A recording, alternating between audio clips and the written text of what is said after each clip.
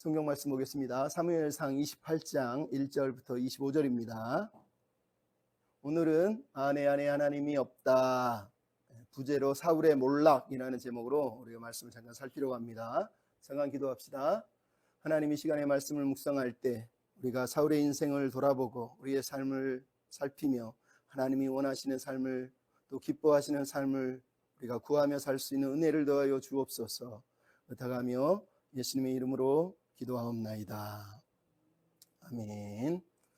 오늘 우리가 읽은 본문의 1절, 2절 이후에 나오는 3절부터 이야기는 순서상 31장 이전인 30장 아니면 30장 앞인 29장에 나와야 되는 이야기입니다.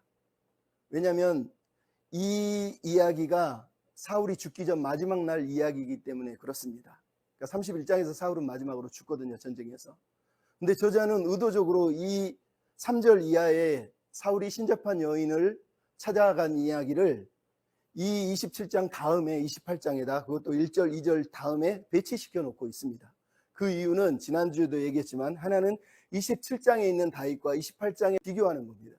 27장에서는 하나님에 대한 언급도 하나도 없이 살아가는 다윗. 그럼에도 하나님이 함께 하셨던 그 다윗. 하지만 28장은 하나님을 구하고 하나님의 도움을 구하다가 결국은 하나님 없이 살아가고 있는 사울이라고 하는 사람을 비교함을 통해서 사울과 다윗이 얼마나 다른지를 보여주는 겁니다. 또 하나는 1절, 2절에 굳이 다윗의 이야기를 집어넣고 있는 것은 다윗과 사울이 동시에 블레셋이라고 하는 적들로 인해서 위기를 당하고 있다는 겁니다. 1절, 2절은 다윗이 블레셋에서 사는 동안에 블레셋 사람들을 통해서 이제 당하게 될 위기를 보여주고 있는 것이고 3절부터 나머지 이야기는 사울이 블레셋과의 전쟁을 통해서 그 전쟁에 직면하여서 당하고 있는 사울의 위기를 지금 우리에게 들려주고 있는 겁니다. 이 둘을 비교하면서 다윗과 사울이 어떻게 다른지를 생각해 보라고 사실은 얘기하는 겁니다. 또 하나는 오늘 본문은 사무엘상 13장과 15장의 이야기를 계속해서 생각하며 읽으라고 의도된 이야기입니다. 사울의 몰락의 결정적인 이유가 사무엘상 13장에서 하나님으로부터 처음 내가 너를 버릴 거야 라고 경고를 받았던 첫 이야기 13장, 그리고 너를 영원히 버리겠다고 말했던 사무엘상 15장의 이야기를 오늘 본문은 계속해서 반복해서 비교하게 만듦을 통해서 이 28장의 이야기가 사무엘상 13장과 15장을 통해서 어떻게 우리에게 증거하고 있는지를 염두에 두라고 사실은 말을 하고 있죠.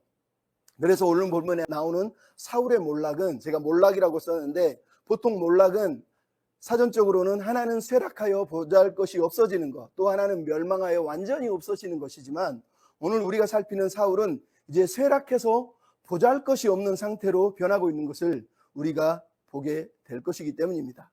여러분, 그렇다면 다윗과 사울의 차이는 무엇이었을까요? 그리고 사울은 왜 몰락을 했을까요? 그 몰락의 이유는 무엇일까요? 우리가 그것들을 잠깐 살피려고 합니다. 먼저 1절부터 2절을 봅시다. 다윗이 당한 블레셋의 첫 번째 위기와 대응을 보여주고 있습니다. 다윗은 27장에서 나머지 도피 생활 마지막 1년 4개월을 블레셋 땅 시글락에서 보내고 있었습니다. 그리고 남쪽에 있는 이방 족속들을 공격하며 살고 있었던 거죠. 하지만 아기스에게는 유다 족속을 공격했다고 거짓말을 함을 통해서 자기 삶을 영위하고 있었습니다. 근데 아기스가 갑자기 이스라엘과 전쟁을 하겠다고 말하고 전쟁을 일으켰고 다윗에게 너 전쟁에 참여해라, 나를 도와주라 이렇게 얘기하는 내용이 나옵니다. 다윗은 오늘 본문에 보면은 모호한 대답을 2절에 합니다. 그러면 당신의 종이 행할 바를 아시리이다. 아기스도 그러면 네가 나를 머리를 지키는 자가 될 것이다 라고 얘기합니다. 여기서 그러면이라고 하는 단어는 무척 히브리어도 모호한 뜻이에요. 그러니까 긍정도 아니고 부정도 아니라는 것을 우리가 알 수 있단 말이죠. 즉 다윗은 여기서 무조건 블레셋 편을 들겠다고 사실 말하고 있는 것이 아니라 다윗의 어떤 지략, 지혜를 통해서 이 대답을 하고 있는 겁니다. 그러니까 아기스 입장에서는 긍정이지만 다윗의 입장에서는 긍정이 아니라는 것을 말하고 있는 겁니다. 근데 더 흥미로운 건 아기스가 뭐라고 그러죠? 너를 영원히 내 머리를 지키는 자. 머리를 지키는 자는 사실 경호원이라는 뜻입니다. 근데 이 말이 흥미로운 건 사무엘상 17장에 보면 다윗이 골리앗의 머리를 벤 다음에 그 머리를 들고 그 머리를 지키고 있는 것을 우리가 보게 돼요. 그러니까 저자는 의도적으로 역설적으로 이 글을 통해서 다윗이 결국은 블레셋 전쟁에 참여한다면 블레셋의 머리를 벨 것이라는 것을 사실은 우리한테 의도적으로 들려주고 있는 거죠. 어쨌든 이 이야기를 통해서 다윗은 지금 무슨 위기를 당하고 있는 겁니까? 블레셋 땅에 가서 시글락에 살면서 1년 4개월을 살았는데 마치 하나님이 자신을 버린 것 같은, 내가 어느 때에 하나님을 배울 거라고 탄식하면서 고통 가운데 살았다는 것을 알 수 있어요. 매일 하나님이 나타나서 너 이렇게 해라, 이리로 가라, 저리로 가라 했으면 얼마나 행복하겠습니까? 하지만 우리가 지난주에도 봤지만 다윗의 인생은 도망 이후로 28장까지의 사건을 보면 딱 한 번 23장에서 그일라 주민을 도와줄 때 외에는 하나님이 직접적으로 말씀을 하거나 인도하는 구절이 나오지 않아요. 그러니까 10여 년의 도망자 생활 동안 다윗은 하나님의 음성을 들은 적이 딱 한 번밖에 사실은 없는 거예요. 늘 자기가 선택하고 자기가 결정하고 자기가 판단했단 말이죠. 근데 그 결정과 판단의 기준을 다윗은 언제나 하나님이라고 하는 분을 두려고 애썼다는 거예요. 그러니까 그는 도덕적으로 완벽했거나 신앙적으로 완벽한 사람이었다고 말하는 게 아니라 늘 힘들었고 괴로웠고 수많은 선택 앞에 있었지만 그럼에도 하나님의 뜻을 추구하고 살려고 애썼다는 거예요.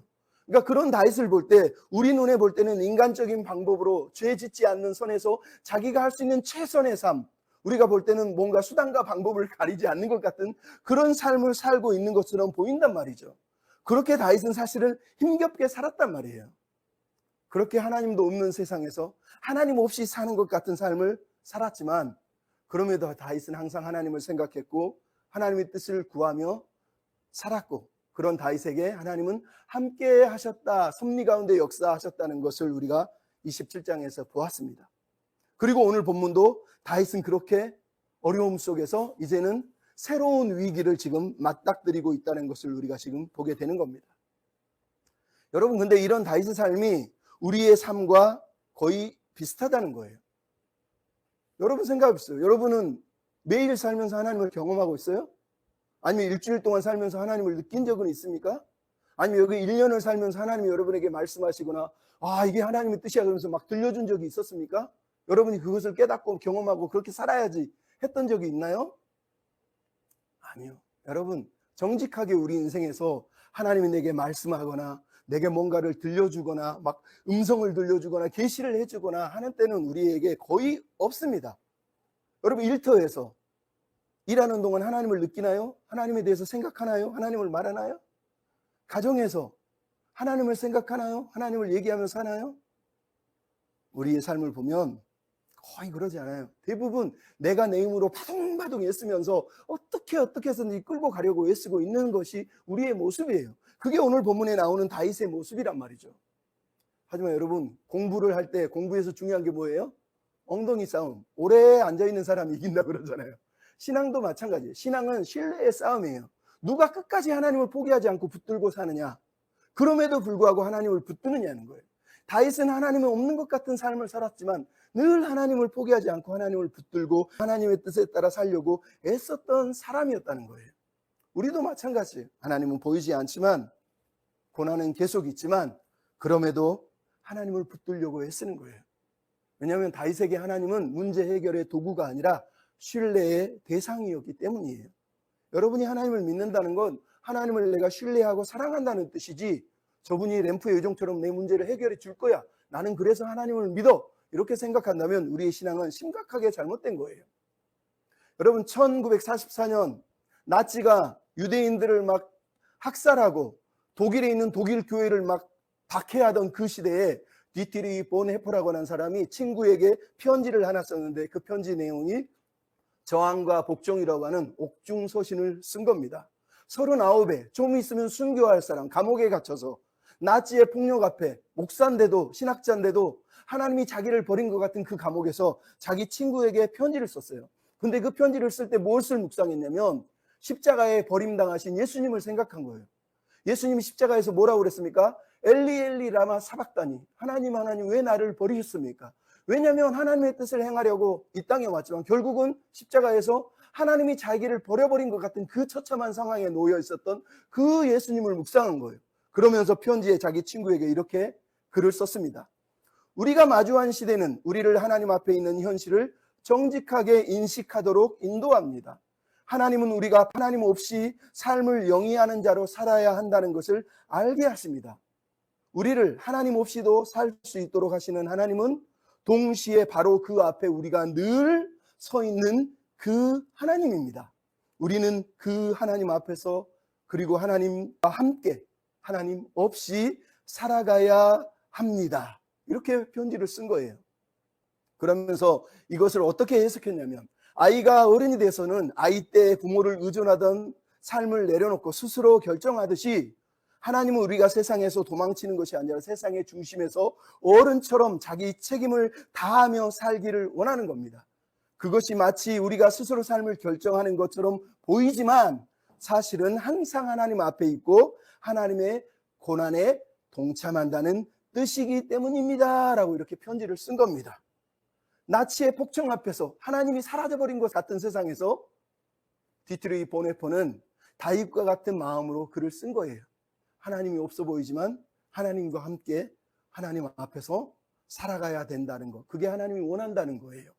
이게 오늘 본문에 나오고 있는 지난주 27장에 보았던 다윗의 삶입니다. 하지만 여러분 오늘 본문에 이제 사울의 마지막 위기가 3절부터 시작되고 있습니다. 사울에게 하나님은 어떤 분이었을까요? 우리가 잠깐 살펴보려고 합니다. 먼저 3절을 보면 사울이 과거에 했던 일이 등장을 합니다. 이 일이 등장하는 이유는 4절 이후에 나오는 이야기를 위한 배경으로서 이 이야기를 들려주고 있는 겁니다. 먼저는 사무엘이 죽었다는 것. 우리가 이미 25장에서 한번 읽었던 이야기예요. 근데 다시 한번 언급을 합니다. 두 번째는 사울이 어느 때인지 모르지만 신접한 자와 박수들을 쫓아냈다라고 하는 이야기가 등장합니다. 이 두 동사는 다 대과거 시제라고 그럽니다. 즉 최근의 일이 아니라 아주 먼 과거, 아주 먼 과거에 있었던 어느 때의 일이라는 것을 알 수 있어요.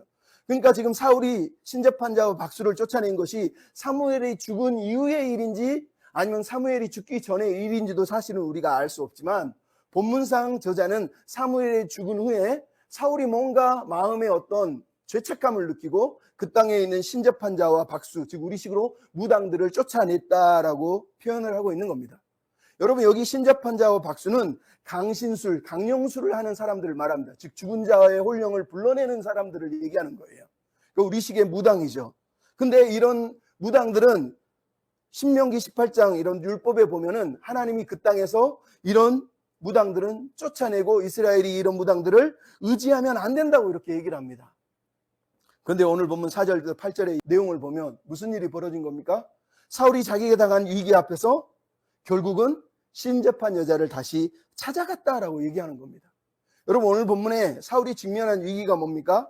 우리가 4절을 읽어보면 나오죠. 4절을 보니까 블레셋이 수넴에 진을 쳤고 라고 말합니다. 제가 여러분 나눠드린 지도를 한번 보십시오. 가만히 보면 가운데에 지도에 보면 중간에 이스르엘이라고 하는 평야가 있습니다. 그 평야를 중간에 두고 북쪽으로는 수넴이라고 하는 모래산 바로 밑에 수넴이라고 하는 곳이 있습니다. 남쪽으로는 이스라엘 평야 건너편에 길보아 산이라고 하는 것이 있습니다. 즉 아기스는 가드에서 무려 120km나 떨어진 곳으로 블레셋 군대를 이끌고 이스라엘 평야의 북쪽에 있는 수넴에 진을 치고 있습니다. 사울은 너무 놀래가지고 자기 군대를 모아서 이스라엘 평야 남쪽에 있는 길보아 산에 진을 쳤다라고 이렇게 얘기를 하고 있는 겁니다. 여러분 이 이스라엘 평야가 왜 중요하냐면 이 이스라엘 평야는 엄청나게 넓은 평야예요. 그래서 이스라엘 사람들의 곡창지대가 여기 있습니다. 뿐만 아니라 이스라엘 땅에 동서를 연결하는 동서 교역로가 있는 곳이 바로 이 이스라엘 평야입니다. 그러니까 이스라엘 땅은 두 개의 큰 대로가 있습니다. 하나는 동쪽에 있는 킹스로드라고 하는 왕의 대로가 있습니다. 그리고 서쪽에는 해안도라로 해서 애굽에서 블레셋을 지나서 이스라엘 평야를 거쳐서 다메섹으로 이어지는 교역로가 있는 거예요. 그러니까 지금 아기스는 무슨 일을 하고 있냐면 자기 군대를 이끌고 이스라엘의 허리를 잘라내서 동서 교역로를 확보하고 차지해서 북쪽에 있는 이스라엘 백성과 남쪽에 있는 이스라엘 백성이 서로 만나지 못하게 하고 그 교역로를 차지해서 자기 세력을 확장하기 위해서 이 이스라엘 영토를 지금 이스라엘 평야를 침략하고 있었던 거예요. 근데 흥미롭게도 이 길보아 산과 수넴이라는 곳이 어디 나오냐면 사사기 7장에 기드온의 전쟁 때 나옵니다. 재밌는 건 기드온이 미디안과 전쟁하기 위해서 진쳤던 곳이 길보아산 바로 앞에 있는 하롯셈이라고 하는 곳이에요. 제가 여러분 나눠드린 지도에 보면 하롯셈이라고 써 있어요. 그리고 미디안이 어디에 진쳤냐면 미디안이 오늘 본문의 아기스처럼 수넴에 진을 쳤다고 성경은 기록을 하고 있는 겁니다. 근데 놀랍게도 성경은 뭐가 나옵니까? 사사기에 보면 기드온이 하나님이 너 군대가 너무 많아 그리고 군대를 다 내보내고 300명만 남겨두고 300명의 군사를 통해서 하나님이 미디안을 쳐부수게 만드는 일이 벌어져요. 즉 전쟁이 숫자에 있는 것이 아니라 하나님에게 있음을 기드온에게 알려준 겁니다. 근데 오늘 본문에 이 장소에서 다시 한번 전쟁이 일어났다는 얘기는 뭐예요? 사울이 기드온과 같이 하나님을 의지하며 나아가길 원한 거예요. 근데 오늘 본문에 사울의 선택은 뭡니까? 하나님이 아니라 숫자를 본 겁니다. 블레셋 사람들을 보고 두려워서 벌벌 떨고 있다고 5절이 얘기하는 것을 우리가 보고 있는 거예요. 사울에게는 하나님이 중요한 게 아니에요. 항상 모든 것을 판단할 때는 계산하고 숫자를 보고 상황을 보고 움직이는 사람이었다라고 말하는 거예요. 근데 흥미롭죠. 오늘 본문에 나오는 5절에 사울이 막 두려워서 벌벌 떨었다, 크게 떨었다는 이 단어가 사무엘상 13장에 보면 사울이 처음 블레셋과 전쟁할 때도 똑같이 두려워서 벌벌 떨었다라고 13장 7절에 나옵니다. 거기서도 사울은 블레셋 군대를 보고 처음에 하나님의 버림받을 때도 벌벌벌 떨었는데 이제 마지막 위기 순간에도 사울은 또 한 번 벌벌 떨고 있어요. 두 사건 다 뭐예요? 하나님을 의지하지 않고 계산하고 상황을 보았기 때문에 벌벌 떨었다는 거예요. 그런데 그런 사울이 선택한 첫 번째 선택이 뭐였다고 말합니까? 6절은 사울이 여호와께 묻자오되 하나님이 대답하지 않았다라는 말을 우리한테 들려주고 있는 겁니다. 여러분 이것이 강조하는 게 뭐예요? 사울은 하나님을 신앙의 대상이 아니라 문제 해결의 도구로 여겼다는 거예요. 왜? 여러분 하나님이 자기에게 꿈으로도 우림으로도 선지자로도 대답하지 않았대요.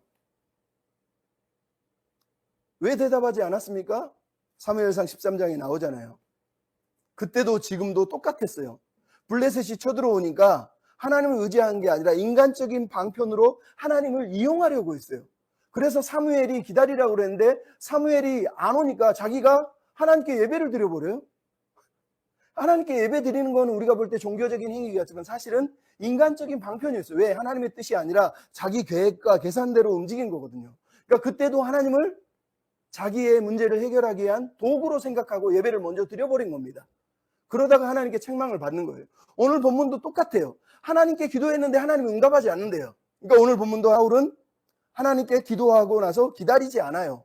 뭐라 합니까? 아, 하나님이 내 말을 듣지 않는구나. 그래서 뭘 한 거예요? 신접한 여인을 찾아가기로 결정을 했다는 겁니다. 이게 사울의 신앙이라는 거예요. 사울은 하나님을 신뢰의 대상이 아니라 늘 내 문제를 해결해 주는 분으로 여기는 거예요. 문제를 해결해 주지 않으면 에이 하나님 능력 없네. 그리고 다른 존재를 향해서 나아갔다라고 얘기하는 겁니다. 이게 슬픈 거예요. 그래서 자기 신하들을 보내서 신접한 여인을 찾아내라. 봤더니 엔돌이라고 하는 곳에 있다는 거예요. 그래서 그 밤에 엔돌의 여자를 찾아갔다고 얘기를 하고 있는 겁니다. 놀랍지 않나요? 율법에서 금한 신접한 여인을 그리고 자기도 토라에서 금한 것이라고 믿었기 때문에 쫓아냈던 그 여인을 이제는 자기가 다시 찾아가고 있는 거예요. 그것도 누구를 만나려고? 이미 죽은 사무엘을 만나려고 찾아갔다고 얘기하는 겁니다. 이 모든 이야기가 들려주는 게 뭐예요? 앞에서 사울이 신접한 여자와 박수를 쫓아냈던 것은 종교적인 열심이 아니었고 하나님을 향한 헌신적인 행위가 아니었고 뭐였다는 거예요? 사람들의 이목에 집중한 외식 행위였다는 거예요. 사무엘이 죽으니까 아 내가 박수와 무당을 쫓아내고 거룩한 척 해야 되겠다.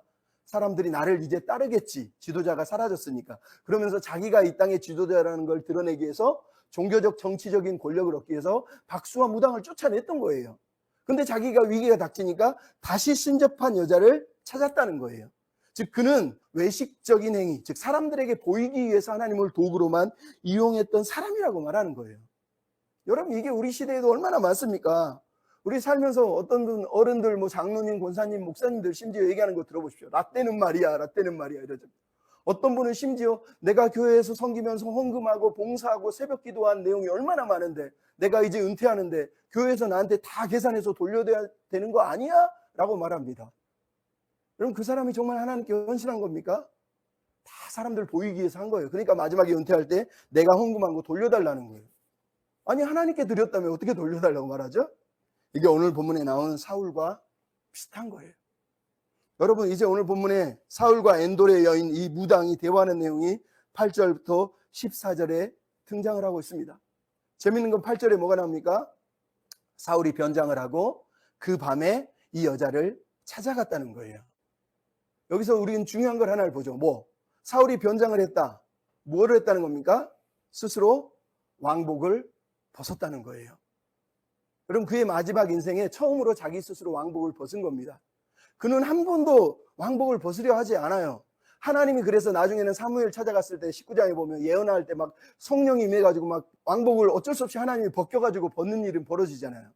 근데 사울은 내가 왕이야 그러면서 한 번도 왕복을 벗은 적이 없습니다. 근데 오늘 본문에서 사울은 스스로 왕복을 벗었다는 거예요. 근데 문제는 뭐예요? 회개를 한 게 아니라 왕복을 벗고 어둠 속을 향해서 걸어갔다는 거예요. 여러분 오늘 본문에 나오는 밤 어둠은 물리적인 어둠만을 얘기하는 게 아니라 사울의 영적인 무지를 말하는 겁니다. 그 위기 앞에서 그가 선택하는 것들이 얼마나 영적으로 어리석은지를 드러내기 위해서 밤이라고 하는 이 물리적인 사건을 우리한테 들려주는 거예요. 더 놀라운 건 이 행차가 너무 위험하다는 거예요. 엔돌이라는 곳이 어디 있어요? 블레셋이 진치고 있는 수넴 바로 뒤쪽 북동쪽으로 3km가 떨어진 곳이에요. 그러니까 사울은 지금 길보아라는 곳에서 수넴이라는 곳 16km 정도 떨어진 곳인데 거기를 가려면 블레셋 진영에 있는 블레셋의 모든 감시를 뚫고 거기까지 가야 되는 겁니다. 그래서 변장을 하고 지금 가고 있는 거예요. 근데 이게 역설 아니에요? 목숨을 걸고라도 신접한 여인을 만나려고 했다는 거예요. 그가 무엇을 가장 중요하게 여기는지를 보여주는 거예요.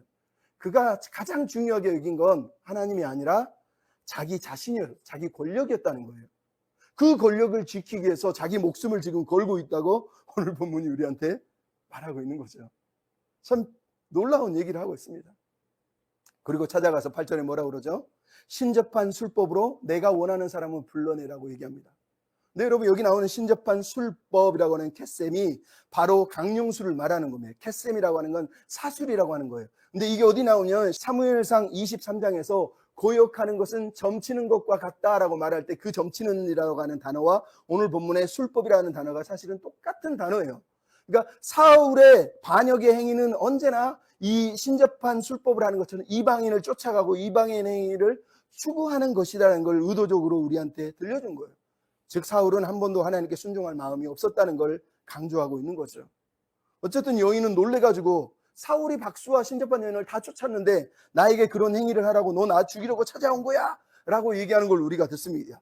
얼마나 이 여자가 놀랬으면 사울은 쫓아냈다고 얘기했는데 이 여자는 9절에 뭐라고 그러죠? 이 땅에서 멸절시켰다고 말하는 거예요. 이 말은 엄청 강력한 단어란 말이죠. 강조하는 거죠. 이게 얼마나 나쁜 짓인지를. 근데 사울은 오늘 본문에 미동도 하지 않고 오히려 걱정하지 마 그러면서 하나님의 이름으로 맹세를 하고 있어요. 10절을 보십시오. 사울이 여호와 이름으로 맹세하여 이르되 여호와께서 살아계심을 두고 맹세하노니 네가 이 일로 벌을 받지 않을 거라는 거예요. 여러분 이런 아이러니가 어디 있습니까? 이런 모순이 어디 있냐고요. 하나님이 율법에 금하신 것을 행하면서 살아계신 하나님의 이름으로 맹세하면서 하나님이 벌을 안 줄 거라고 얘기하고 있는 거예요. 이게 사울이라는 거예요. 사울은 한 번도 하나님을 자기 인생의 주인으로 놓은 적이 없다는 거예요. 자기가 자기 인생의 주인이에요. 하나님은 그냥 내가 원할 때 필요할 때 부리는 종하고 똑같다고 사울은 지금 생각하고 있는 거예요. 그럼 오늘 우리 시대에 어떤 사람들이 하나님 까불면 죽어 뭐 이런 것처럼 하나님을 내가 마음대로 할 수 있다고 믿는 게 오늘 본문에 나오는 바로 이런 사울과 같은 사람이라는 걸 우리가 알 수 있단 말이죠. 사울이 오늘 본문 11절에 사무엘을 불러 올리라고 지금 얘기합니다. 갑자기 왜 사무엘을 찾을까요? 이미 죽었는데 사울은 자기 인생의 마지막 위기를 지금 직감하고 있습니다. 근데 의지할 곳이 없어요. 근데 자기에게 기름 부었던 사람, 그리고 마지막에 자기를 책망하면서도 자기 체면을 생각해서 자기를 배려해 준 사람이 사무엘이에요. 사무엘상 9장에 보면 사무엘이 사울에게 기름 붓기 전날 밤에 밤새도록 사울과 얘기를 하고 그 다음날 아침에 내가 너에게 행할 일을 가르칠 거야 라고 그러면서 다시 한번 밥 먹고 나서 대화를 나눈 다음에 기름을 붓습니다. 즉 사울은 지금 자기에게 자기가 행할 일을 알려줄 사람이 사무엘밖에 없다고 생각하는 이유가 바로 여기 있어요. 심지어 사무엘상 15장은 하나님께 엄청난 불순종을 했는데도 불구하고 사무엘이 책망하니까 사무엘님 그래도 백성들이 보고 있는데 내 체면을 생각해서 같이 가서 예배 드려주면 안 돼요? 그랬더니 사무엘이 사울을 생각해서 따라가서 예배를 드려줍니다. 즉 사울이라고 하는 사람의 체면을 그래도 세워준 사람이 사무엘이에요. 그러니까 사울은 지금 이 사무엘이 너무너무 그리운 거예요. 얼마나 아이러니합니까? 그동안 사무엘이 수없이 책망하고 경고했는데도 듣지도 않고 사무엘이 스승이 죽을 때까지도 돌아보지 않던 사람이 죽고 나서야 그 사람이 나에게 가장 필요한 사람이었다는 걸 오늘 본문이 얘기하는 거예요. 더 놀라운 건 뭐예요? 정작 그가 필요한 사람은 사실 필요한 분은 하나님인데 여전히 하나님을 찾지도 않고 하나님께 회개하지도 않는다는 거죠. 너무너무 비참한 거예요. 그리고 나서 사무엘을 불러달라고 말하니까 오늘 본문에 여자가 12절부터 14절에 뭐랍니까? 두려워서 벌벌 떨니다. 왜냐면 갑자기 사무엘이라고 하는 존재가 나타났거든요. 여러분 12절에 나오는 관점은 여인의 관점이 아니라 저자와 독자의 관점, 읽는 사람의 관점이에요. 여자가 사무엘을 본 게 아니에요. 오늘 본문의 여자는 어떤 늙은 노인이 겉옷을 입은 사람이 흐릿흐릿하게 나타난 것을 본 거예요. 근데 우리한테 그게 사무엘이라고 저자는 지금 말을 하고 있는 거고 이 여자는 그 존재를 보고 깜짝 놀란 거예요. 근데 여러분 왜 이 여자가 놀랐을까요? 그것은 본인이 원하는 방식으로가 아니라 어떤 새로운 방식으로 나타났기 때문이에요. 여러분 우리는 접신, 강령술 그러면 사랑과 영혼에 나오는 것처럼 막 귀신이 몸에 들어가서 귀신 막 말을 하는 거라고 생각하잖아요. 근데 고대 근동에는 성경에는 그런 접신이라고 하는 이해가 없어요. 무당들이 하는 얘기가 뭐냐면 무당들은 뭔가 바람소리 슉 아니면 칙칙칙칙 하는 어떤 소리를 듣고 그 소리를 해석해 주는 게 무당이 대부분 하는 일이에요. 몸에 들어오거나 하지 않는단 말이에요. 그러니까 오늘 본문에 사무엘이 이 여인의 몸에 들어간 게 아니에요. 이 여자는 뭔가 바람소리가 찍찍찍 소리가 나면 그걸 해석해 주려고 지금 신접한 술법을 하고 있었는데 갑자기 자기가 보는 어떤 이교적인 관점에서 어떤 영이 땅에서 올라오는 것처럼 보이고 어떤 형상이 보였다는 거예요. 그러니까 이 여자가 너무너무 깜짝 놀란 거예요. 왜? 자기가 기대한 적이 없는 방식으로 무슨 일이 지금 벌어진 겁니다. 그래서 이 여자는 그냥 놀란 거예요. 그래서 그 사람이 어떻게 보여? 그랬더니 그 사람이 겉옷을 입었고 늙었다 그러니까 아 사무엘이구나 라고 사울이 스스로 이 존재를 사무엘이라고 여긴 거지 오늘 본문에 나오는 이 존재가 사무엘인지 이 여자는 사실은 몰라요. 사울도 사실은 모릅니다. 그것은 여러분이 이해하셔야 돼요. 제가 왜 이 얘기를 하냐면 오늘 본문이 중요한 거는 하나님이 신접한 여인의 이 술법을 사용해서 사무엘을 불러 올린 게 아니라는 얘기를 하려는 거예요. 사울은 신접한 여인을 통해서 사무엘을 만나고 싶었지만 이 여인은 자기가 기대하지 않는 방식으로 어떤 일이 벌어져서 깜짝 놀란 거예요.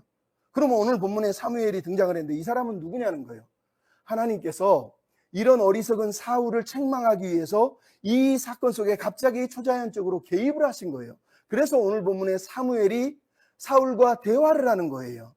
그래서 오늘 본문에 사무엘이 음성으로 어떤 영의 형체라고 말했으니까 사실은 사무엘과 사울이 대화를 하고 있었다는 걸 여러분이 먼저 기억하면서 이제 마지막 내용을 정리를 하려고 합니다. 여러분 오늘 본문 15절부터 19절은 이제 사무엘과 사울이 대화를 합니다. 이 대화를 보면 사울이라고 하는 사람이 얼마나 병적인 나르시시스트인지를 우리가 알 수 있어요. 여러분 나르시즘의 유래를 아시죠?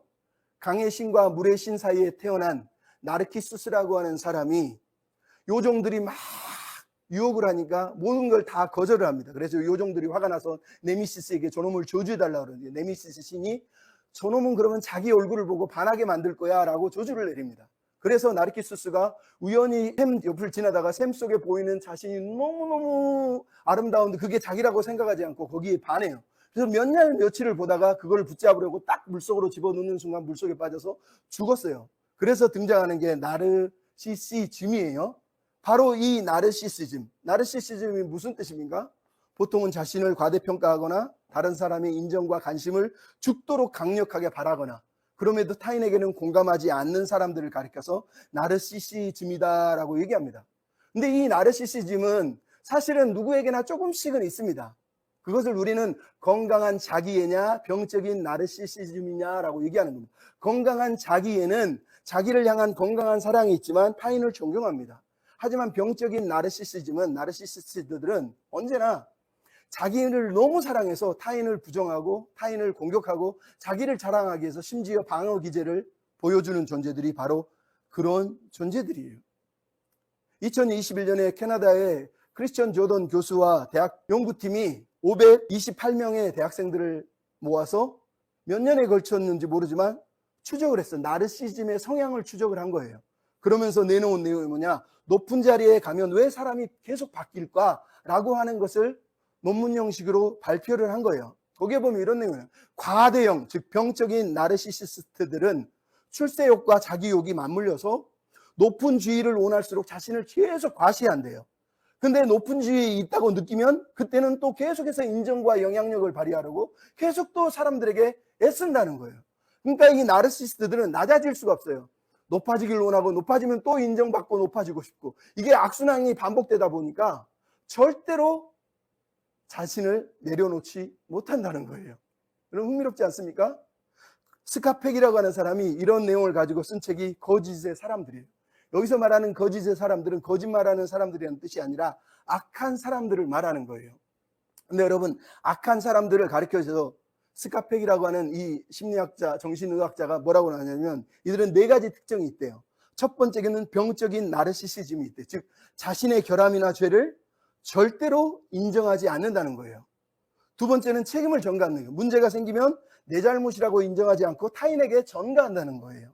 세 번째는 위선과 이미지에 집착, 즉 자신을 좋은 사람으로 보이려고 계속 꾸민다는 거예요.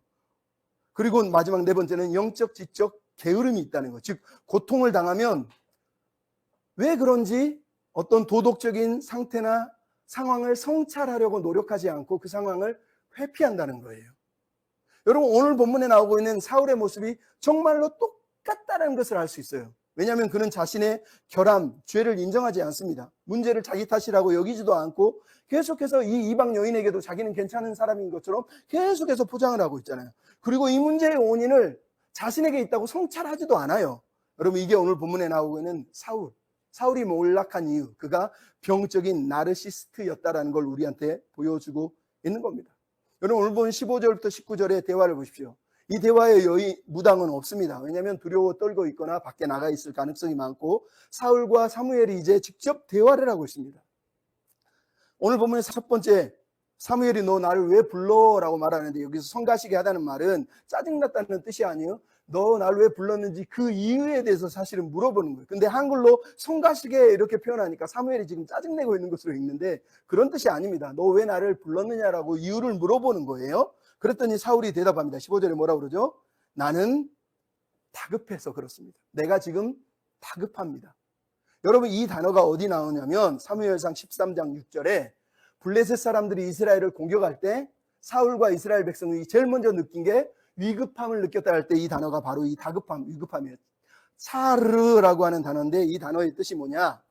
비좁다, 좁아지다라는 거예요. 즉 내가 심리적으로, 공간적으로 뭔가에 에워싸서 너무 비좁아서 움직일 수 없는 상태, 운신할 수 없는 상태를 말할 때 이 단어를 쓰는 거예요. 그러니까 너무 비좁은 상태, 막 아무것도 움직일 수 없는 꽉 조여오는 압박을 느끼니까 그때 뭘 한 거예요? 자기만 생각하는 상태에 몰렸다라고 얘기하는 거예요. 이게 바로 사무엘상 13장에서 나온 단어고 오늘 본문에서 다시 등장하는 거예요. 즉 사울이 다시 한번 위급함을 당했는데 이때는 또 무엇을 선택할까라는 거예요. 근데 13장하고 똑같은 선택을 하고 있다는 걸 오늘 본문이 이제 우리한테 들려주고 있어요. 왜냐하면 사울은 이런 상황이 닥칠 때마다 언제나 자기를 향한 자기 중심적인 방향으로 항상 돌아섰다는 걸 성경이 우리한테 말하거든요. 여러분 사무엘상 13장에서 사울이 다급함을 느끼면서 했던 게 뭐냐면 기다리지 못하고 먼저 예배를 드립니다. 근데 사무엘에게 뭐라고 그러냐면 내가 부득이하여서 그랬다고 말합니다. 부득이하다는 단어가 히브리어로 자신을 굳게 지키다라는 뜻이에요. 즉 나를 지키기 위해서 그랬다는 얘기예요. 그러니까 오늘 본문도 사울이 사무엘을 부르는 이유가 뭐예요? 다급한 거예요. 나를 지키려면 뭘 해야 되지? 그래서 사무엘을 불렀다라고 말하는 거예요. 즉 사울은 하나님을 의지하지 않고 언제나 자기를 지키려고 하는 성향이 강했다는 거예요. 흥미로운 건 오늘 본문에도 뭐라고 그러죠? 15절 보면 나는 다급하다. 블레셋이 나를 공격하려고 한다. 내가 행할 일을 가리켜라. 계속해서 자기 자신을 중심으로 놓고 있어요. 13장에도 보면 13장 11절 12절도 내게서 내가를 계속 외치거든요. 그러니까 사울은 철저하게 자기 중심적인 나르시스트라는 걸 다시 한번 보여줍니다. 그런 사울이 왜 심리적인 다급함을 느꼈나요? 오늘 본문에 보면 15절에 첫 번째는 블레셋 사람이 나를 공격했대요. 두 번째는 하나님이 나를 떠나서 대답하지 않았대요. 여러분, 둘 다 절반의 진실만 얘기하고 있습니다. 문제는 뭐예요? 블레셋이 자기를 공격하러 왔나요? 아니죠. 이스라엘이라고 하는 하나님의 나라를 공격하러 온 거예요. 근데 사울은 내 나라, 내 왕국이라고 생각하기 때문에 이것을 나를 공격하러 왔다고 첫 번째 해석을 하는 거예요. 두 번째, 하나님이 대답하지 않았나요? 하나님은 사무엘을 통해서, 다윗을 통해서, 요나단을 통해서 수없이 사울에게 말씀하셨어요. 근데 사울은 단 한 번도 그런 하나님의 소리를 들으려 하지 않았다는 거예요. 여러분, 듣는다는 말은 청각적인 행위를 말하는 게 아니라 전인격적인 순종의 행위를 말하는 거예요. 귀로 듣는 얘기를 말하는 게 아니에요. 그 소리를 듣고 순종했을 때 그것을 히브리어는 듣는다라고 말하는 거예요. 그러니까 지금 사무엘이 한 그 수많은 경고들을 사울이 순종하지 않았잖아요. 그래서 사무엘상 15장 25절에 사무엘이 사울에게 뭐라고 그래요? 여호와께서 번제와 다른 제사를 그의 목소리를 청종하는 것보다 더 좋아하시겠습니까? 순종이 제사보다 낫고 듣는 것이 수양의 기름보다 낫습니다 라고 사무엘이 말한 사무엘서의 주제가 바로 이거예요. 사무엘서는 우리한테 말하는 게 하나님을 믿는다고? 그러면 들어야 돼. 듣는다는 게 뭐야? 듣는 건 순종하는 거야. 귀로 듣는 게 아니라 삶으로 듣는다는 얘기를 하는 거예요. 그러니까 사울은 단 한 번도 하나님의 소리를 들은 적이 사실은 없는 거예요. 왜? 순종하지 않았으니까. 그러면 하나님이 나에게 대답하지 않았으면 뭘 해야 돼요? 사울이 지금. 왜 하나님이 나에게 말씀하시지 않지? 왜 하나님이 나를 버렸지라고 하는 도덕적인 성찰을 했어야 되는 거예요. 근데 이 사람은 그런 성찰을 하지 않아요. 병적인 나르시시스트의 그 모습을 그대로 보여주고 있는 겁니다. 왜냐하면 병적인 나르시시스트들은 절대로 회개하지 않거든요. 자신의 잘못을 인정하지 않아요. 오늘 본문의 사울 똑같잖아요. 회개하지 않습니까? 그랬더니 사무엘이 대답하는 내용이 16절부터 19절에 나옵니다. 근데 여러분, 오늘 본문의 사무엘의 대답은 새로운 대답이 아니에요. 사무엘상 15장에 했던 말을 다시 한번 반복하는 거예요. 사무엘이 17절에 뭐라고 하죠? 여호와께서 나를 통해 말씀하신 대로, 즉 이전에 했던 말을 다시 한번 들려주고 있다는 거죠. 근데 흥미로운 게 뭐예요? 앞에서는 사울이 나를 강조하면서 하나님에 대해서 딱 한 번 언급하는데 사무엘은 16절부터 19절에서 하나님의 이름을 무려 여호와께서를 이 짧은 4절에 6번이나 언급하면서 하나님의 이름을 거론하고 있어요. 즉 사울의 중심이 자신이라면 사무엘의 중심은 언제나 하나님이었다는 걸 다시 한번 우리한테 보여주고 있는 거죠. 그러면서 사무엘의 대답이 첫 번째가 16절 뭐라고 그러죠? 여호와께서 너를 떠나셔서 대적이 됐는데 왜 나에게 묻느냐라고 말하는 거예요. 여러분, 이게 무슨 말이에요? 너를 버린 주체는 내가 아니라 여호와 하나님이고 여호와 하나님의 결정인데 네가 물어야 할 대상은 하나님인데 왜 하나님께 물어보지 않고 나에게 묻느냐고 사실은 말하는 거예요.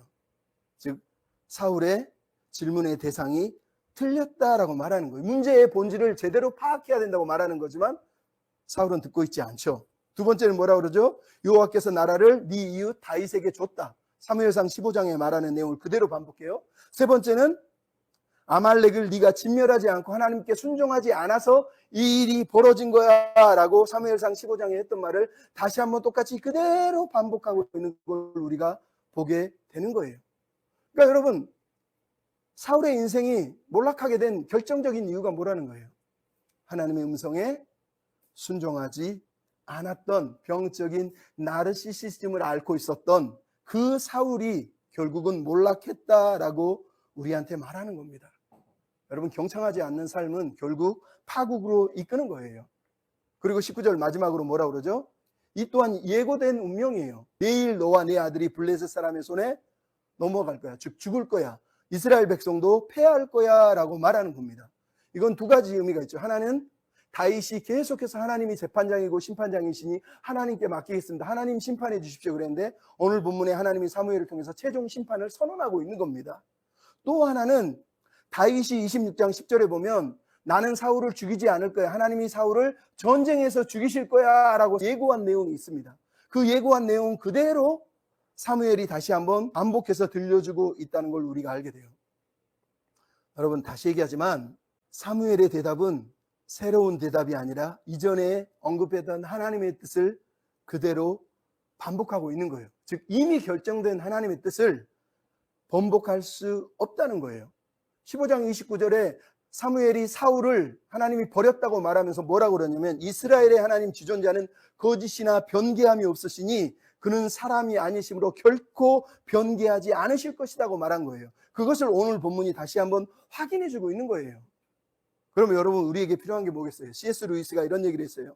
우리에게 필요한 건 새로운 가르침을 받는 것이 아니라 이미 밝혀진 것들을 되새기는 것이라는 거예요. 근데 여러분, 사울은 자기를 성찰하지 않았어요.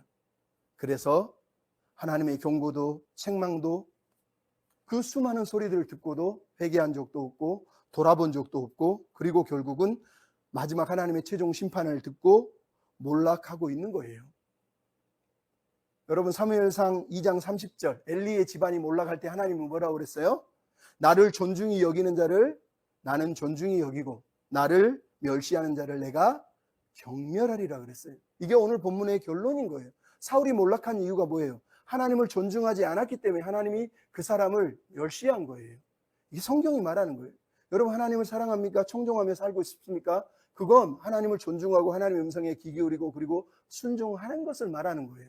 순종 없는 청종은 헛소리예요. 울리는 꽹과리예요. 그게 성경이 우리한테 들려주는 거예요.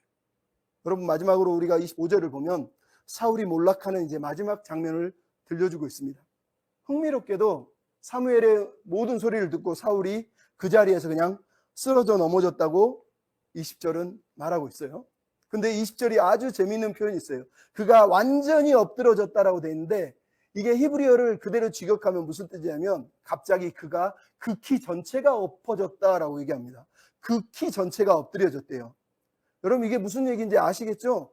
사울이라고 하는 사람을 특징 지을 때 항상 대표적인 단어가 키예요. 사울이 왕이 됐을 때 사람들이 사울을 볼 때 제일 먼저 본 게 뭐예요? 사무엘상 9장 2절에 보면 기스의 아들 사울이 있으니 그 키는 모든 백성의 어깨의 이보다 컸더라. 나중에 사무엘상 10장 23절에 보면 사울을 임금 사울 때 똑같아요. 사람들이 그를 봤는데 백성 중에 선이 다른 사람보다 어깨 이만큼 컸더라. 즉 사울을 강조할 때 사울은 언제나 그 키가 대명사예요. 즉 사울 자신을 드러내는 권력을 나타내는 상징이 키란 말이에요. 남들보다 어깨 위가 큰 사람, 항상 높아져야 했고 높아야 했고 높은 것을 추구했다는 거예요. 근데 그 키가 지금 무너졌다는 건 사울의 마지막 자기가 의지했던 그 키, 그게 완전히 쓰러졌다고 말해요. 몰락했다고 말하는 거예요. 두 번째는 오늘 보면 뭐래요? 음식을 먹지 못해서 기력, 그 힘이 다 쇠하였다고 말해요. 즉 그가 의지했던, 그가 자랑했던 그 힘, 그 권력이 싹 무너졌다라고 오늘 본문이 우리한테 말하고 있는 겁니다. 사울은 그렇게 지금 마지막 하나님의 선고를 받고 몰락하고 있는 겁니다. 더 놀라운 건 마지막 세 번째예요. 뭐죠? 여러분, 놀라운 얘기를 하고 있죠. 여러분 21절 읽어볼까요? 그 여인이 사울에게 이르러 그가 심히 고통당함을 보고 이르되 요정이 왕의 말씀을 듣고 내 생명을 아끼지 아니하고 왕에게 이르신 말씀을 순종하였사오니 그런즉 당신도 요정의 말을 듣고 떡을 먹으십시오 라고 얘기했다는 거예요.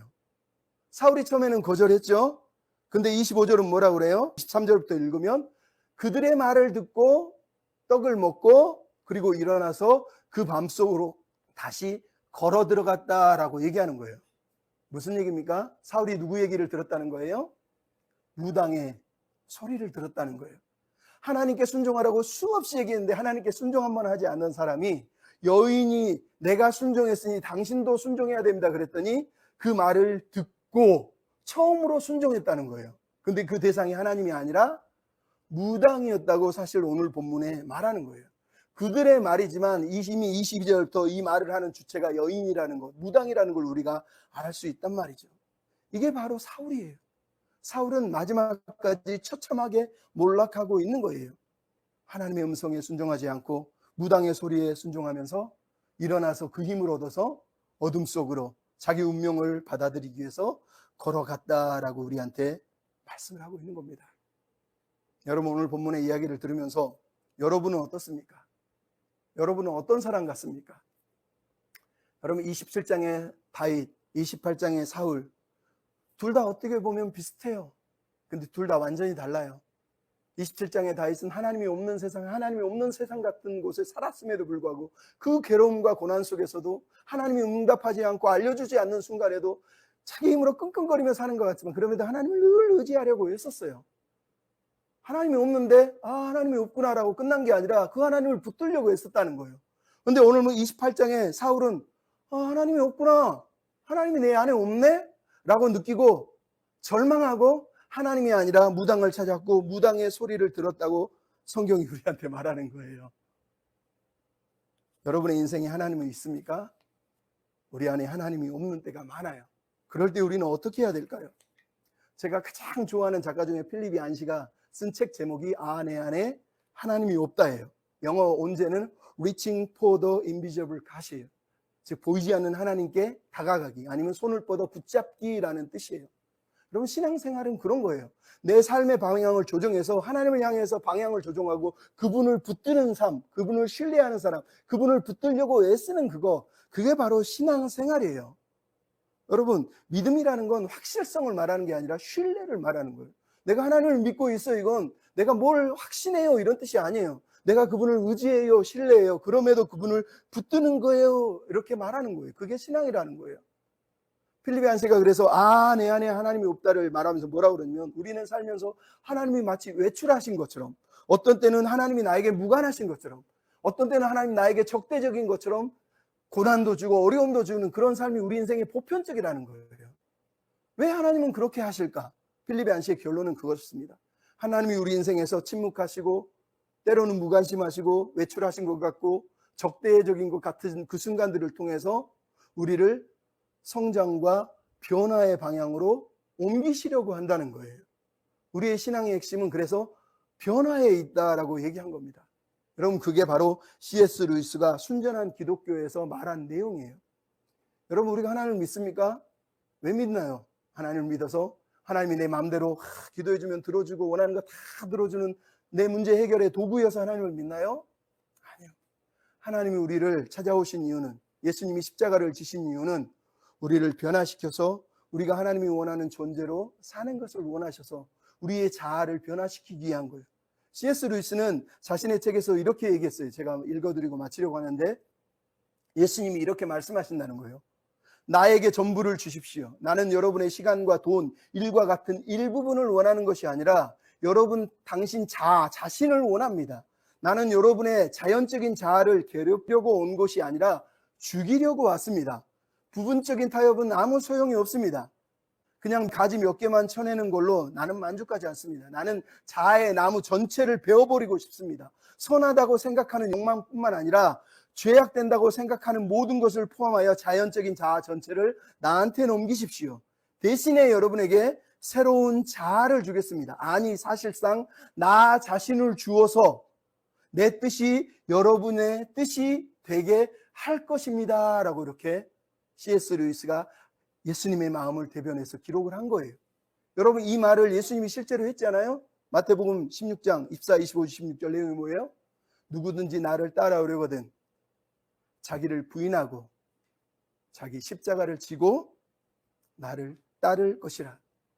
사람이 만일 온 천하를 얻고도 자기 목숨을 잃으면 무엇이 유익하겠느냐라고 예수님이 말한 게 본문에 오늘 사울에게 사실은 하고 싶은 말이고 우리에게 하는 말입니다. 우리가 병적인 나르시시즘에 겪으면서 내가 내 인생의 주인인 것처럼 하나님은 그저 필요할 때 좀 도와주시면 됩니다. 하나님, 나머지는 내가 알아서 할게요. 그런 삶이 아니라 늘 자신을 돌아보고 성찰하고 되새기면서 하나님이 뭘 원하시지? 내 자아를 내려놓고 하나님을 내 인생의 주인으로 받아들여야 되겠다. 예수님이 그 십자가 앞에서 하나님의 침묵 앞에서도 엘리 엘리 라막 사막다니, 하나님이 왜 나를 버리셨나요? 라고 외치면서도 마지막 순간에 아버지 내 영혼을 부탁합니다 그러면서 하나님의 뜻을 붙잡고 십자가 위에서 자신을 내어주신 것처럼 우리도 그렇게 우리 자신을 내어드리면 하나님이 영광을 받으신다는 거예요. 여러분, 우리에게 그런 은혜의 삶이 있었으면 좋겠습니다. 내 안에 하나님이 없다. 그럴 때마다 하나님을 붙잡고 하나님을 의지하는 그런 저와 여러분 되시기를 주님의 이름으로 부탁을 드립니다. 아멘.